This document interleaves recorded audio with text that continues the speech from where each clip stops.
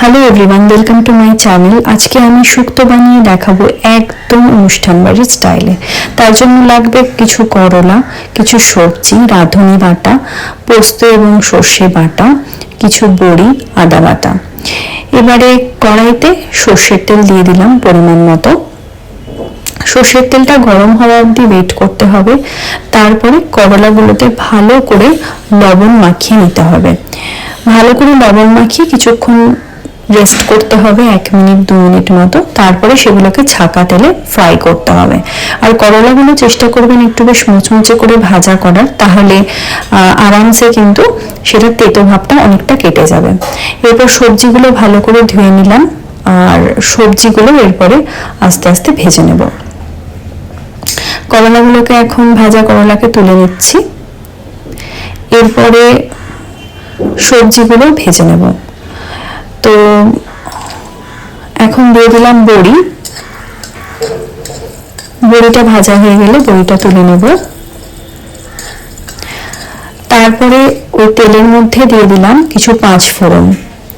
এখন সমস্ত সবজিগুলো 5 ফোড়নের মধ্যে দিয়ে দেব, আর সবজিগুলোকে অনেকক্ষণ ধরে চাপা দিয়ে ভাজতে হবে, যাতে সবজিগুলো নরম হয়ে যায়, সিদ্ধ হয়ে যায়, এবং সবজিগুলোর যে কাঁচা ভাবটা সেটা কিন্তু দূর হয়ে যায়। সবজিগুলো নুন দিয়ে ভেজে নিলে আগে, তাহলে কিন্তু শুক্তোর অনেক টেস্ট হয়। এখন দিয়ে দিলাম একটু হলুদ গুঁড়ো, অল্প একটু লবণ, এবং এটাকে ভালো করে মিক্স করে নিলাম। আর এরপরে ঢাকা দিয়ে দেব।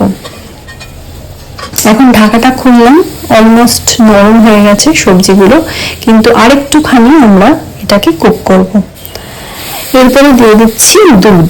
দুধ দিলে এটা আরেকটু ভালো করে বয়েল হয়ে যাবে। আর তারপরে দিয়ে দেব ভেজে রাখা করলাগুলো। এরপরে ভালো করে নাড়িয়ে চাড়িয়ে আবার কিছুক্ষণ সিদ্ধ হতে দেব ঢাকা দিয়ে। এবার ঢাকা খুললাম, খুলে দেখুন পুরো ফুটছে, আর সবজিগুলো অলমোস্ট সিদ্ধ হয়ে গেছে। জাস্ট একটা পেঁপে দেখে নেব, পেঁপেটা খুব ভালো সিদ্ধ হয়ে গেছে, মানে বাকি সবজিগুলোও সিদ্ধ হয়ে গেছে। আলু পেঁপে যখন সিদ্ধ হয়ে যায়, মানে বাকি সবজিগুলোও সিদ্ধ হয়ে গেছে। এই অবস্থায় সর্ষে আর পোস্ত যেটা বেটে রেখেছিলাম সেটা দিয়ে দেব, রাঁধুনি বাটাটা দিয়ে দেব, এবং তার সাথে একটু আদা বাটা আছে, আদা বাটাটাও দিয়ে দেবো। আদা বাটা 1 টেবিল স্পুন মতো, আর তার সাথে একটু ওই বড়ি ভাজাগুলো দিয়ে দেব। এবার ভালো করে নেড়ে চেড়ে একটু ঢাকা দিয়ে রাখতে হবে।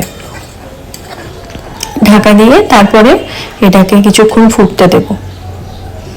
আর এর মধ্যে দিয়ে দেব পরিমাণ মতো একটু ঘি, তাহলে গন্ধটা খুব সুন্দর হবে। যে যেরকম ঘি খান সেই অনুযায়ী দেবেন। আমি একটু বেশি ঘি পছন্দ করি, সেজন্য দিলাম। আর তার সাথে দিয়ে দেবো একটু চিনি। চিনি দিলে হালকা একটু মিষ্টি ফ্লেভারটা আসবে শুক্তোর। আর যারা পছন্দ করেন না চিনি, তারা পুরোপুরি অ্যাভয়েড করতে পারেন, চিনি দেওয়ার কোনো প্রয়োজন নেই। শুক্তো এমনিও খাওয়া যায় চিনি ছাড়া।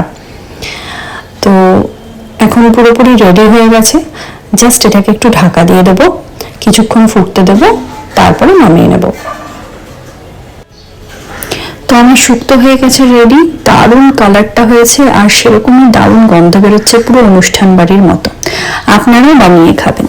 Thanks for watching.